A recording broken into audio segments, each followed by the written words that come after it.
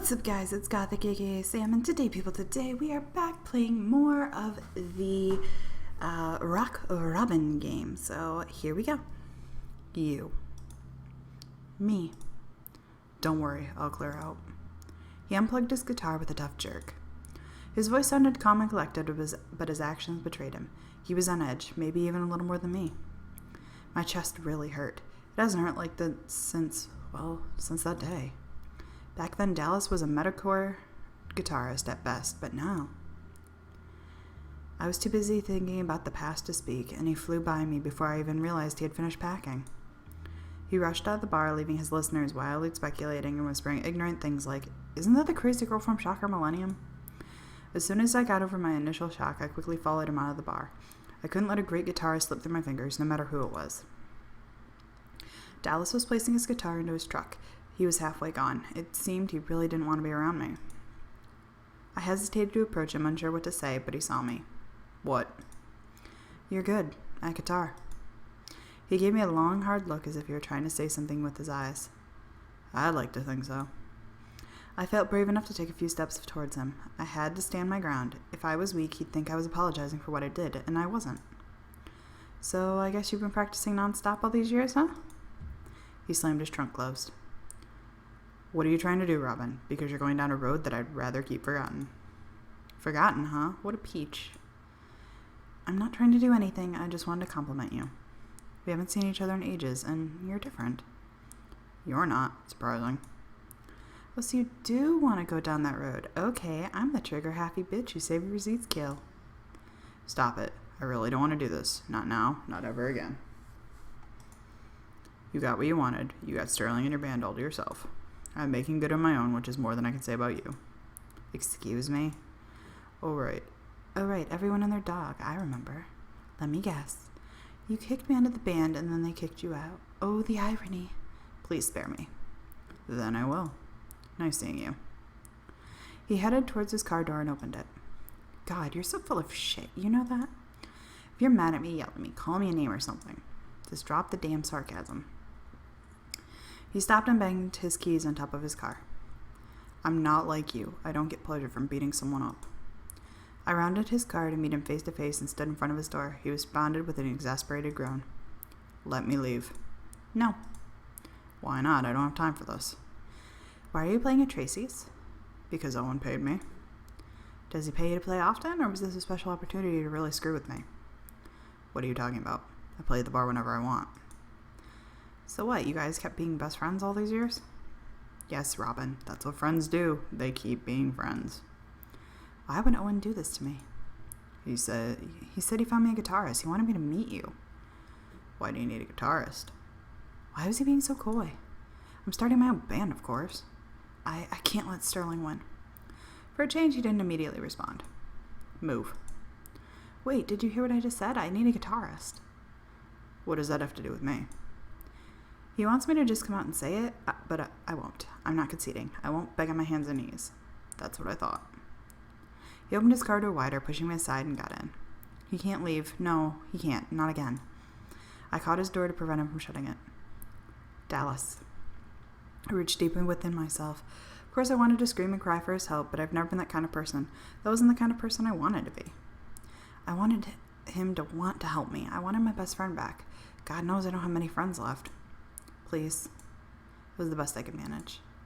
He looked at me with his deep blue eyes. "No."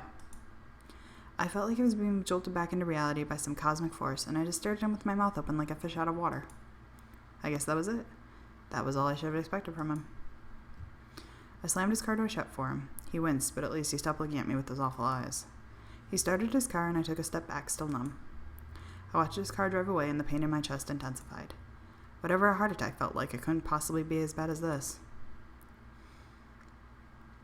I confronted Owen about his sick games, and he apologized. He said that he meant for us to make up and get over the past, but it's clear that it had failed. The fear of lashing out at him, I left him without much response.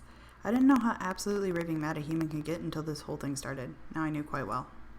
Maybe this whole thing shouldn't have been taken farther than some meaningless graffiti. All I've got towards this pipe dream is a semi-decent drummer, and that's it. I would have drunk myself stupid, but I couldn't afford anything, and facing Owen wasn't something I was ready to do. Emmett was awake when I got back to the loft. He was going to open his mouth and be stupid. I can tell these things. But he stopped himself when he saw how worked up I was. What's up? I lay down on the bed with my back to him. Nothing. It's probably time you go back to your own place. With a hint of maturity, he didn't whine or complain. Okay, if that's what you want. He wrestled around a bit, but all I could think of was how much of a headache I had. I can do fine without Dallas. There are other guitarists in the city. Some are probably much better than him, no matter how badass he may have become. I flip-flopped all night long about continuing the band. Damn him for making me second-guess something I thought was a sure thing. I had to show him and Sterling now. I could make it, right? It seemed like I was bristling with rage all the time, so I didn't have time to recover. I had to jump back into the fray and get over it. As someone once told me, I should direct my emotions into my singing, so what's better than venting and getting paid for it? The next day I was busy working on a new song, or rather I was letting off steam and seeing if it sounded good enough to play later. I had no instruments to speak of. Well, I did have a bass guitar that I played a while ago, but it was buried in Sterling's place, so it's as good as gone. After Dallas left the band, we went in a new direction. Sterling said I should focus on my singing, and I hadn't seen my baby since. It was clear I needed to pick up the bass again. Trouble was, I was broke. Guess there was only way to get anything we want, and that was to work for it. Now that Emma could be shown in public, it was time to get us some gigs. Buy a bass guitar. Okay, play gig. It's the weekend, right? Yeah, let's play gig. Play gig. Yep, let's play.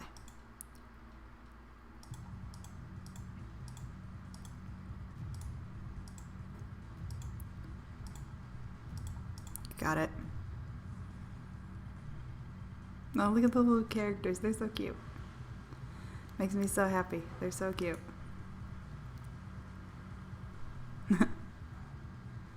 Cool. Warrior Classic. Your fans will never get tired of hearing this one. Alright, Sunday night. Can we play a gig? Let's play a gig. Small bar. Play a gig. Yep, ready to rock. Let's go.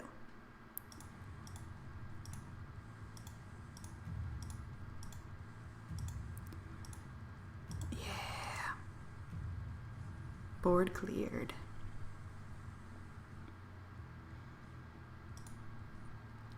It was an uneventful show. Cool. And now it's the weekday. Let's see. Let's talk to Emmett. I want to know about becoming a drummer. Do you feel like a drummer yet? I always felt like a drummer. Do you feel like a real drummer yet? What does that even mean? You live and breathe rhythms. You hear a beat and everything, and you can't stop yourself from tapping on everything you see to see what sound it makes. Oh. Yeah, kind of. Nan had to tell me to stop banging on her dishes the other day. Now that's what I'm talking about. He was really coming a long way. I was pretty proud of him, actually. Thanks, Robbie. For teaching me. Dad's never sat down with me like he did with Marcus. Oh yeah? That was kind of sad. Marcus tries to show me stuff, though. He can't really get into the studio anymore when he's there. So yeah. Thanks. He was gonna make me blush. I was training his butt because I was stuck with him. You're welcome. His gratitude was something I wasn't expecting. It was nice. Alright, family studio. Why aren't you allowed in your dad's studio? Don't make me talk about the raccoon incident. You know, I don't really want to know. I have a hard time believing half the crap you tell me as it is. But do you really not deserve to go in there? No, they just won't let me. But you break stuff like a tornado. Surely that's not why. No, because when I break it, I fix it, and they shouldn't know. Oh yeah? How much stuff have you broken in mine? None. Liar. Fess up. You can't tell. Why does it matter? So you magically erase all your mistakes. Why do I see you with broken stuff all the time? Because you see it before I got a chance to fix it. Duh. Like the raccoon incident. My family knows I break stuff. It doesn't matter if I broke anything or not. They will think I will. They don't trust me. It's not really a trust thing if you do break stuff. If it's an accident and I fix them. You don't just have bad luck, you're reckless, and that's why stuff seemingly falls apart in your hands. Reckless? Yeah, you're always jumping around and handling stuff wrong, and you don't watch where you're going, and you totally set that bar on fire on purpose. Well, that one time, and then all the stuff you break in anger. Okay, fine, I break stuff. That's why I'm not on Dad's studio, because I'm a big stuff breaker. I pat him on the back. Admitting is the first step to recovery. I want to know about that dude. Who's that dude that got you so mad? Dallas. I don't know. You don't know him? What did you see? Not much. I just know you were really angry at him. That's all you need to know. Also, Owen said he was your friend. Damn to hell, Owen. He used to be. He isn't anymore. Why not? I don't want to talk about it. Okay. Alright. Let us manage the band. And run session.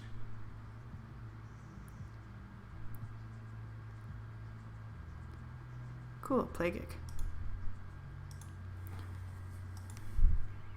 Yes, let's play gig.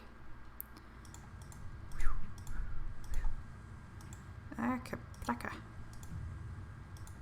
Oh no, I'm doing bad. She's there, and then he's here. Board cleared.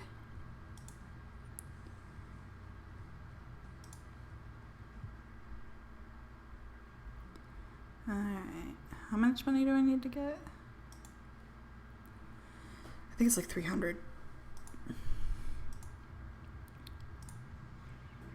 Yep, I'm ready to rock. Let's go.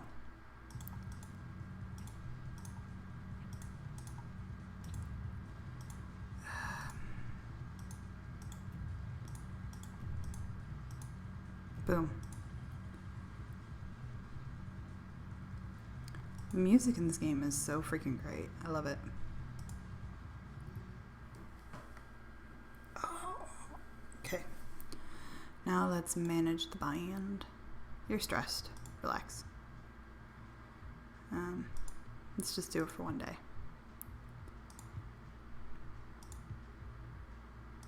Keep just... Never mind. Play gig. Let's go. Yep, I'm ready to go. Boom. Hearts. Emmets. Robins. Stars. Hearts. So many things. Got it.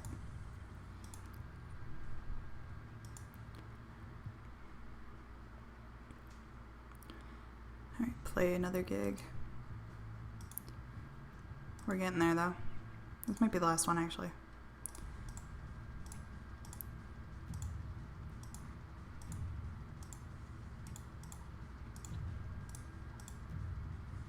Yeah. Okay, I think I can afford the bass guitar now and continue on with the story.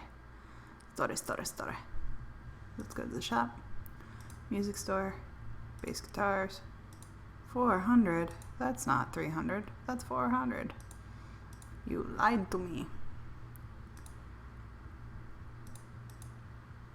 Nothing about no. Okay. I lied. Manage band. Run session. Okay. Now you practice music.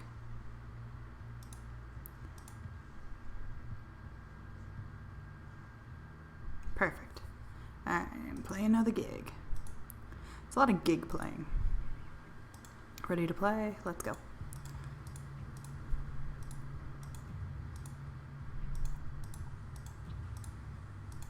Trying to concentrate. Boom. I almost hit give up. That would have sucked. Okay. One more gig and we should be ready to buy that guitar. So let us do it to it.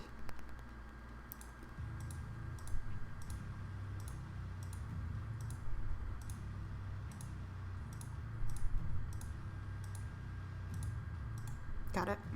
Boom. I love these little sprites. They're so cute. One of your members jumped in the crowd but missed and fit her head. -5 popularity. Thanks, guys. Cool, we have enough now to go get that bass. So let's do it. Purchase a bass guitar. I finally got me a bass guitar. Let me see. It was a shabby second-hand, nothing like my old baby, but tough times call for blah, blah, whatever. Ooh, green, I like it. He reached out to touch it, but I yanked it back. You know, this would be so much easier if you were rich. I am rich. Right, that's why you're stealing your dad's credit cards. It's his fault. He only gives me a small allowance and because of some of the things I buy. Should I even ask? I mean, what's wrong with having a pet elephant? Sure, it sat on his favorite rolls, but that was only that one time, and all the other times it made a mess, I always cleaned it up. Too much information. Back at the bar, Owen got my attention. We were on speaking terms again. Here's your mail. You also got a call. That's new. If it's Sterling, tell him to give me my stuff back and go jump off a bridge. You owe him tell him yourself when you get a phone. I'll get a phone when I get possessions again. Oh, speaking of which, take a look. I proudly unzipped the base's carrying case. Owen expected it with massed interest. You'll buy a guitar before you get a phone? Calls from me are nothing good anyway.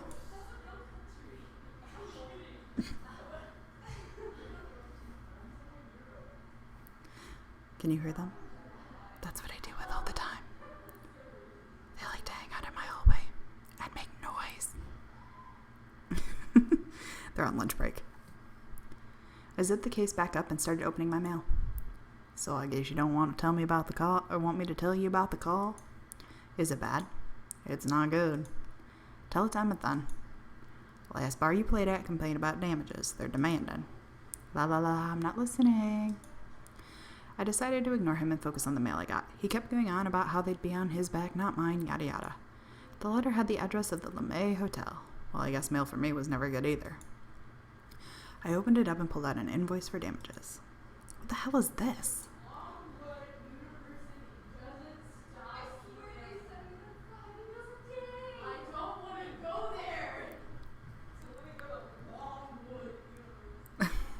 Oh my god, they're so funny. I can't with them. Do you hear them? Were you even listening to me? That ponytailed rat bastard. He said I wouldn't be charged for the whole thing. I mean, it was Kirby's fault anyway. Before Owen could respond to my outburst, I was out of the bar and racing to the hotel to sort this mess out. And that's actually where we're going to end this episode today. Thank you guys so much for watching. If you like what you see, please leave a like, comment down below. And we'll see you in the next episode. Bye!